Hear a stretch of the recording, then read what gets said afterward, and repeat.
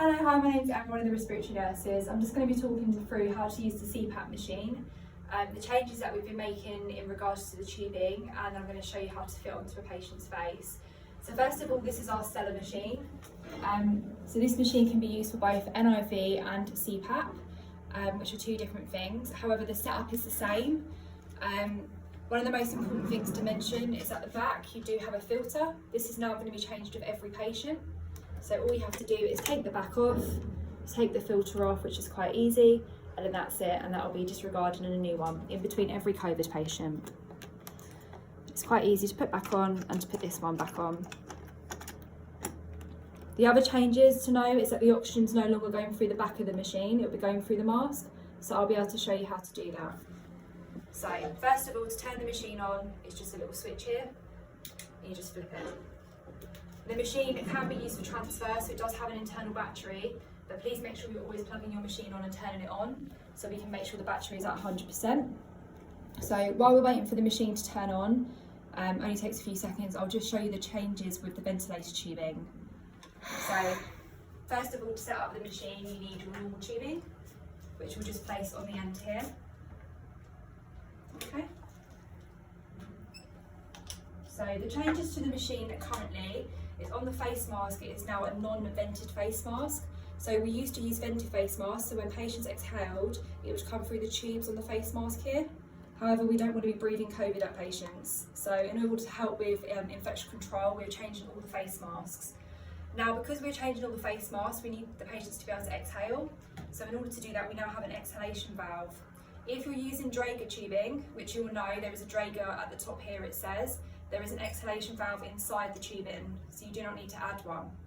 If you're not using Drager tubing, because there's two types of tubes, you'll need to use this valve.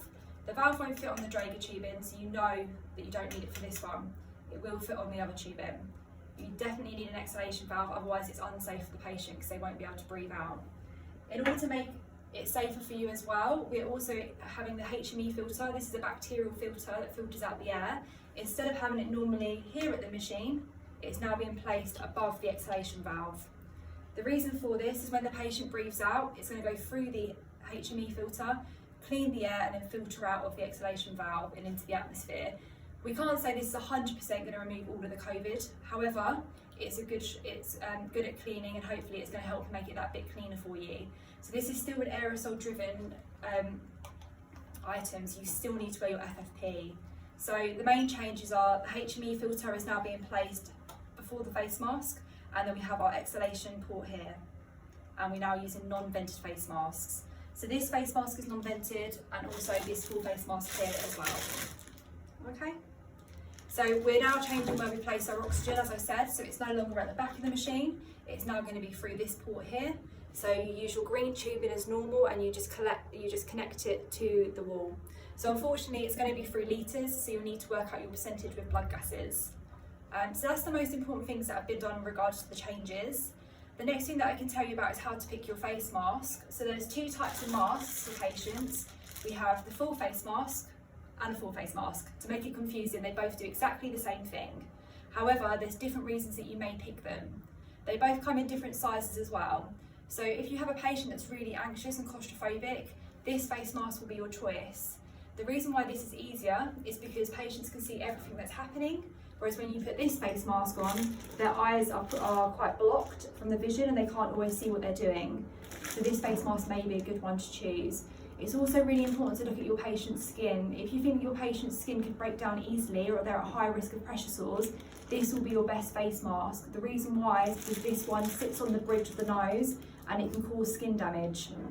Now, you're more than welcome to use this face mask, and if you find that your patient's skin is breaking down, please swap, because we need to make sure that we're caring for our patients. Another good thing to mention is with this face mask, the eyes are more likely to get very dry because you're having dry, harsh air being thrown at the eyes constantly. So it's really important that we're doing eye care regularly. This can be done up to 4 hourly, and you just need to use gauze and normal saline just to hydrate the eyes. So they're the face masks that you can use. In order to measure for this one, it's really important that you measure from the bridge of the nose down to the mouth. And on every packet for them, there is a measurement at the bottom that shows you how to do this. Okay. So that's the most important things in regards to setting the machine up and how you're now going to be using it. So I'm now actually going to use one of my colleagues to show how to put the face mask on. So TJ? Okay. Oh, actually, can we pause? Yeah.